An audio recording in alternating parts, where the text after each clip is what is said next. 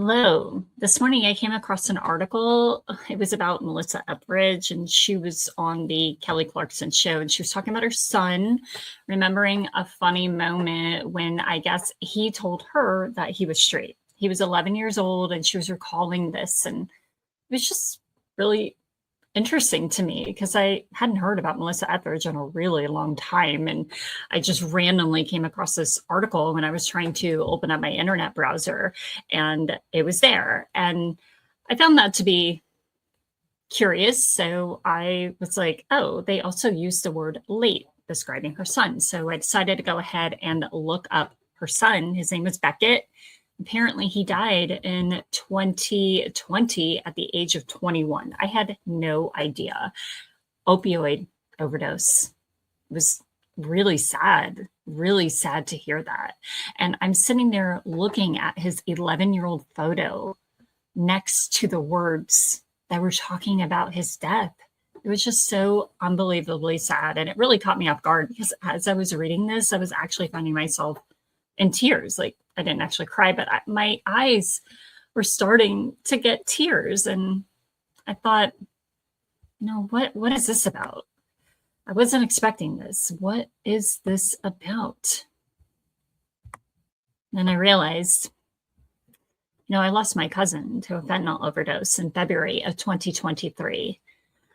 It wasn't completely out of nowhere to be sad about Beckett, but I think it's something that I kind of have lost sight of because I work in the substance use disorder treatment industry. I've worked in this industry for over 10 years, and my master's is in counseling psychology for marriage and family therapy. My doctorate is in educational counseling psychology.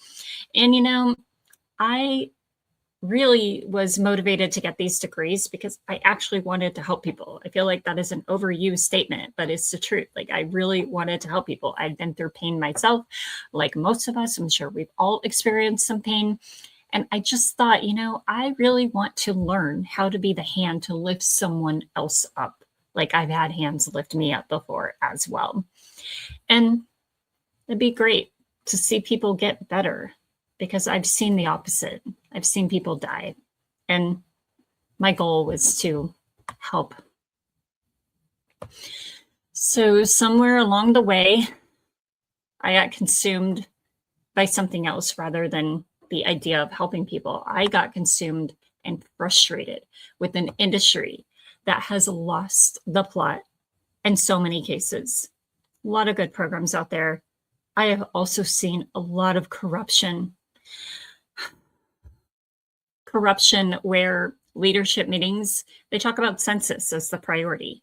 They talk about heads on beds. I hear things like this, and I understand that it's a business. I completely get that. I actually specialize in startups.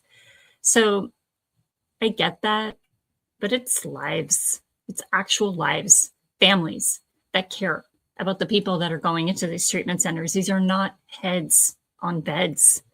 And the corruption, I think it's something that's worth looking deeper into.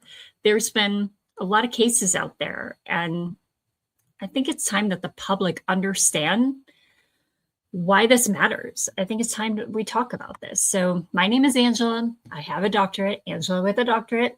I've spent over a decade working inside of this industry. I have provided direct care. I've done business development. I'm also a licensing and accreditation consultant for well over 10 years. And I have been able to see firsthand directly how these operations work. And it's time that we talk about this. So I'm starting this channel, and I am hoping that this is going to be about opening people's eyes, as well as learning about substance use disorder treatment industry, institutional misconduct in general, and other psychological topics that kind of relate to this. So I'm not here to be sensational. I'm not here to be angry or bitter. And I read this random article, and I felt like today was the day to really start this channel and get these topics covered. So this is my first place, and that's reason enough. With that said, If you have lost someone or you work in this field and you know what I'm talking about, and you're trying to decide how to navigate this industry, I know that it's an industry that can actually be tough to trust at times. I completely get that. But this channel is for you. Let's talk about these things. So I will see you in the next video. Thank you. Bye.